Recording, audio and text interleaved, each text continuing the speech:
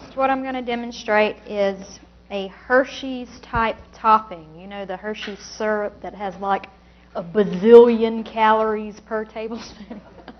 That's what I'm going to be mimicking, except I'm not going to use chocolate because chocolate has caffeine in it, and try to stay away from that because it's not the greatest for your nervous system. So I use carob instead.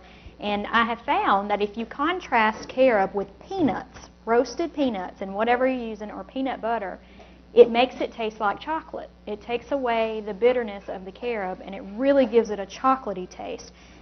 This recipe I got from a couple that they eat 80% raw food, so it is a raw recipe. But I added the peanuts because I find that makes it really, really good. Okay, I'm going to start with 1 cup of maple syrup. That sounds like a lot. It is a lot, but this will keep for a very long time in the refrigerator. I'm talking about like a month, or it seems like probably over a month, but I always use it by the time the month is over. But this is just pure maple syrup that you can get from Walmart or whatever. This is the Great Value brand. I'm going to use 1 cup. Vitamix has measurements on the side, so you can measure right here. You don't have to use your cup.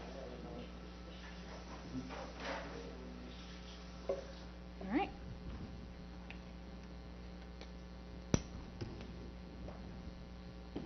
And then 1/4 cup of oil is what it calls for, and this makes it creamy. Most of the time I skimp on oil. I try not to use it if I can get away with it, but this really demands it. I don't use the total 1/4 cup. You can if you want to. You don't have to if you don't want to. I just kind of eyeball it. You know, you can use the whole thing, so I leave just a little space at the top. I don't know. I try to lessen the calories any way that I can. Yes, this is olive oil. Now, you could use coconut oil and it would probably taste good, but since you're putting it in the refrigerator, it may solidify this, and then it's not really like a drizzle that you would be able to drizzle on top of desserts. It would, I don't know how thick it would make it, but it may harden it into a solid. And then 1 tablespoon of Roma or Cafix, and basically it's made out of barley. It's a replacement for coffee. And it's caffeine-free, of course, and I was going to try to tell you what it was made out of. Roasted barley, roasted malt barley, and roasted chicory. So you can use this. It's a great replacement if you just, on a cold, like Christmassy night, you know, and you just want some cup of joe. This is some good stuff. 1 tablespoon is what you'll need, and this adds, they were trying to balance out the taste of the carob with the roasted barley and chicory, but the peanuts help too. So 1 tablespoon of that.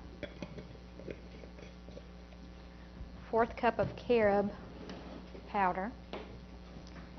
Now, carob powder, this canister I bought from a health food store for $5.79, but at Wildwood you can buy 2 pounds for right at $3. So it's a much better deal if you go that way. But if you run out and you need to run to the store or whatever, you can get a canister this size for that price. And watch out when you're working with carob powder, because if you just dump it in there, you'll see a big puff, and you'll breathe it in. So 1/4 cup, see how?